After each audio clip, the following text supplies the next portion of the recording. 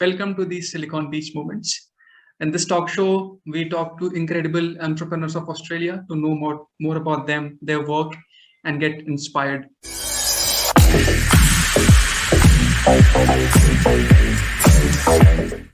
Today we have Rian Finnegan with us. He is successfully running a startup that goes by the name Four2, and they're helping companies create personalized customer experiences. That's right. Hey, Vijay. Great. So how's everything at your end, Rian? Look, it's a really exciting time, actually. So we've just closed a seed round, and we're growing, and yeah, it's really exciting.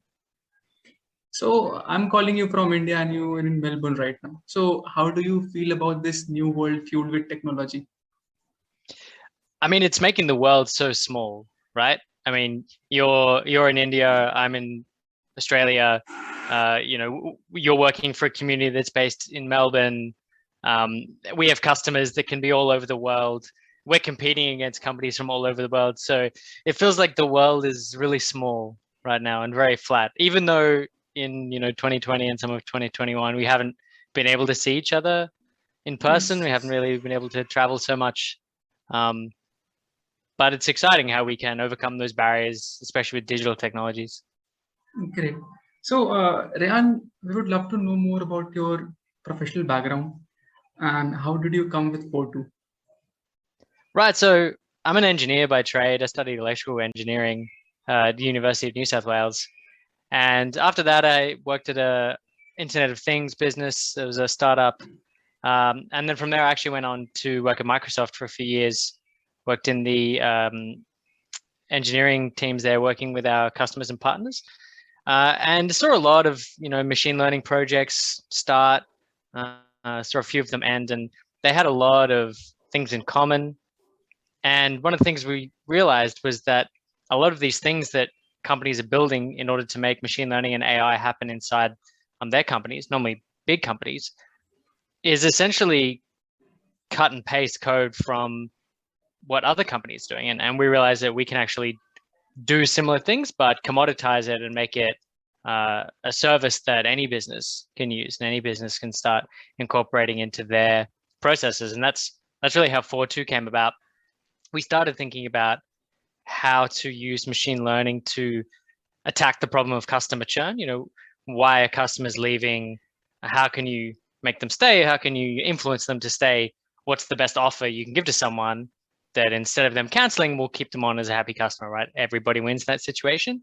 And then kind of from there, we've built out several use cases where we're using reinforcement learning to really dramatically improve over time customer experiences on digital products, from sign up to in-app purchases and use to cancellation offers, which is where we started. That's really great to know that we're actually on the phase of using AI enabled for the customer retention for the small businesses, if I get it correct, right? Yeah, exactly right. I mean, retention is such a big deal, especially when we are competing against, companies from all over the world. If I'm selling, cat food here in Australia, I'm not just really competing against Australian cat food companies anymore. If there's an American or an Indian cat food company that wants to sell into Australia, it's relatively low cost for them to do that. Which makes competition really high and retention really important. Yes. And now there's because of so much of companies coming out and everything, so retention actually becomes a big issue here, right? Yeah, absolutely. I mean, retention is core. I mean, if you have really high churn rates, then that's going to wreck your valuation if you're trying to raise money.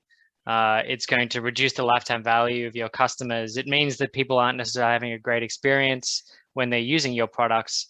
And so it's a really key indicator of several fundamental problems that you really need to address with a multi-pronged approach. And one of those approaches, we think, should be reinforcement learning to learn what different customers want based on their segmentation, deep segmentation, and then giving them what they want in real time. That's great. That's actually going to be the future of work culture, I would say, when it comes to customer experiences. So as you told the journey that you had, it sounds that it is full of excitement and a lot of achievements, but there are some fall downs and cracks that people, as you also have fallen into, right? So what were some failures that you faced as a founder, and how did you overcome that? Great question. I mean, I think when you're an early stage founder, the hardest problem is really the chicken and egg problem, which is you think you know what people want and you think they'll buy it, but you won't really know until you try and sell it to them. But how do you sell it to them if you've not made it yet? And the classic problem is, do I build it and then sell it, or do I sell it and then build it, or I kind of have to do both at the same time? Analogy that my co-founder and I like to use is it's like building a plane while flying it. So you have to replace the wing, you have to replace the other wing, and slowly the plane gets better and better at flying. In my experience, we've had several of these moments, but I think a big one was when in a previous iteration of our business, we were building a data marketplace, and realizing that this model that we had in our minds just wasn't going to work meant that we had to, look inside ourselves and look at our mission and ask, what could we do differently? And actually out of that pivot is where Four2 was born. Great. So it's good to know that you did overcome that. So when we start out, we look up to someone or somebody. We prefer some books. Just when you're starting out, when we don't have much knowledge about the field itself. So was there any particular book, any particular person that you got inspired by and would like to share with that community? Yeah, well, there's one book that an advisor of mine recommended to me, and it's a very practical book. I forget the name of the author, but it's called The Right It. I think his name might be David. And essentially, it's talking about how to test this idea that you have. Will anyone buy it? Does anybody want it? Is it a real idea or is it a flop? Right. And the core concept of the book is called pretotyping as opposed to prototyping. Pretotyping is something you make that pretends to be the thing you're going to sell, but turns out not to be, and it's much easier to make. And in fact, I think you can go to pretotyping.org if you want to learn more. It's a really, really useful concept. And essentially, it helps you bootstrap the chicken and egg problem, which I was talking about before. Really helpful for me and conceptually really good. I think the author was working at Google for a short time there as, I think, VP of engineering. So very, very talented guy. Great. So viewers, if you're actually listening this, so please check out this book. It's actually going to be helpful as Rian suggested. So I can give you a link afterwards as well. Yes, we'll paste that somewhere in the caption and all across our channels. As you talked about the journey, and you are quite young, right? So a lot of people actually try at very young age. So 3 qualities from your experiences that you feel is mandatory to be a successful entrepreneur. Look, the first one is perseverance, right? Like if you can't persevere through tough times, you're just not going to be able to get through them. Like you're constantly going to be bombarded with moments where you ask, am I doing the right thing? How do I get through it? And you need to be perseverance. You need to have courage. Secondly, I think some kind of openness to new ideas and openness to change, because if you're not open to what other people are telling you, especially your customers, if you can't listen to them and have empathy with what they think and believe, then you're never going to be able to build something that they want. Right? I think openness, super important.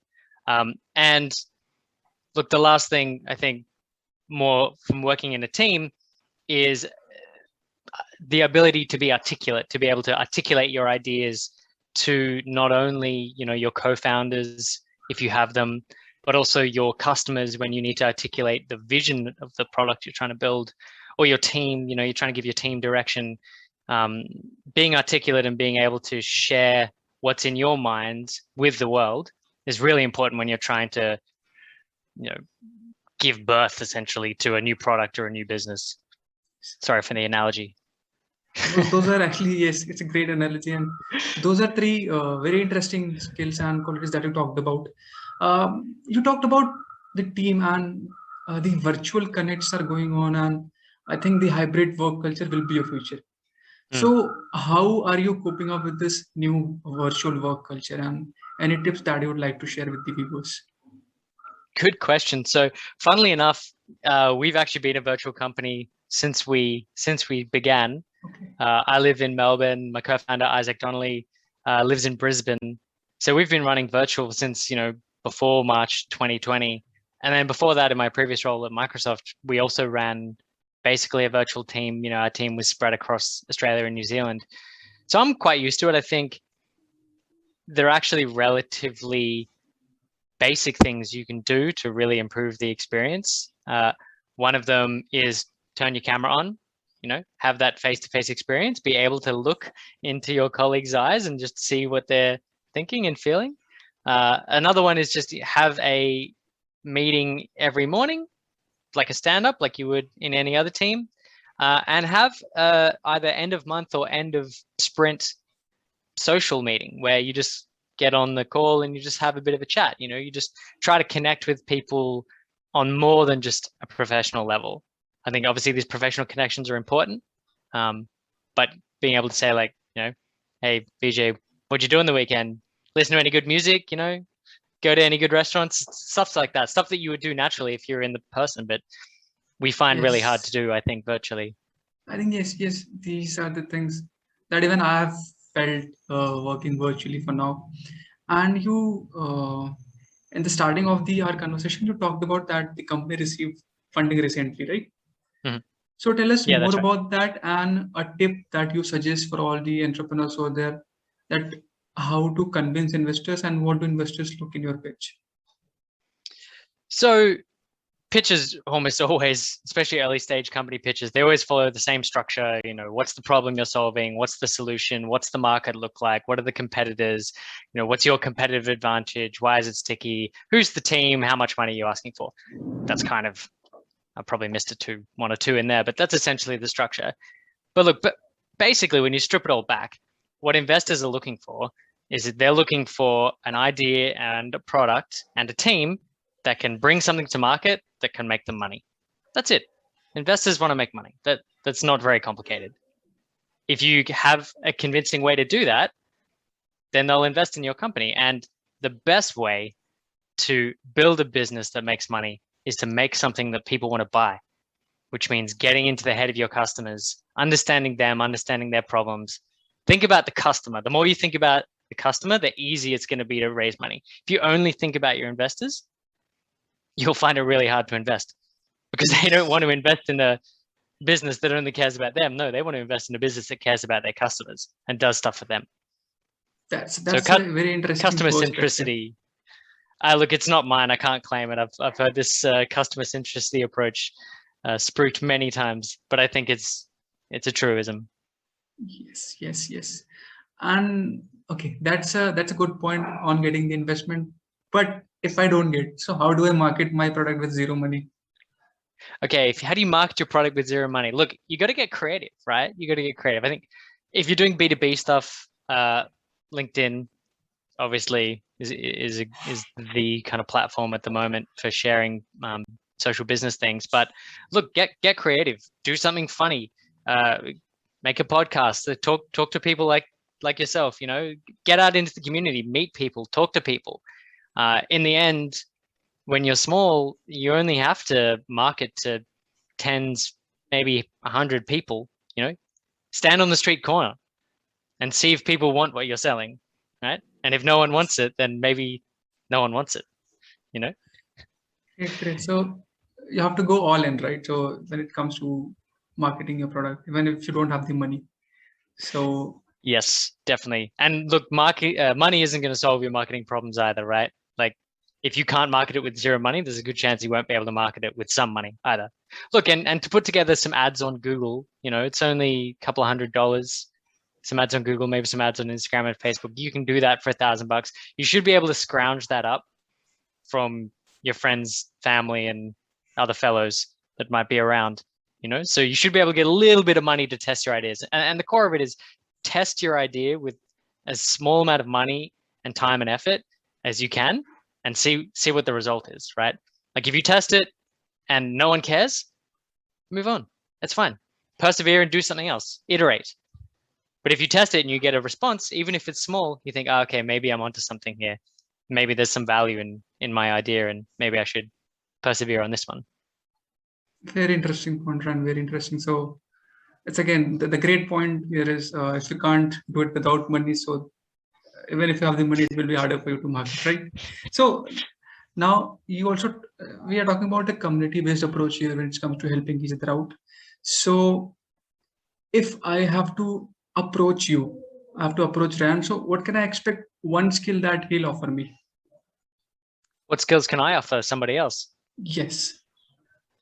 Oh, well, look, I mean, I will always try to give you direct feedback on your startup idea if you bring it to me. But look, my core skill really is around software engineering, app development, cloud engineering, those kinds of things. So that's really the core of what I bring to the table. But I think everybody has a breadth of knowledge as well as being, deep in some areas. So, I also like strategy, and I also like team building. How to build a team, how to run a successful cross-functional team is really important to me, and I love working on those problems. Great. So if somebody actually needs help in that area, feel free to reach Ryan over there. Yeah, please hit me up. Always open for a chat. So thank you, Ryan. This was our short connect. Is there anything that you would like to address to our viewers? Any generic point or anything that you would like to share that we missed out? Yeah, absolutely. So we're hiring at the moment. We're looking for people who are into growth hacking, marketing, and also if you want to join a startup working on machine learning, AI, cool products in the cloud, modern tech stack. We're hiring engineers as well. So look, if you're looking for a cool gig at a fast growing startup, please contact me. You can get my details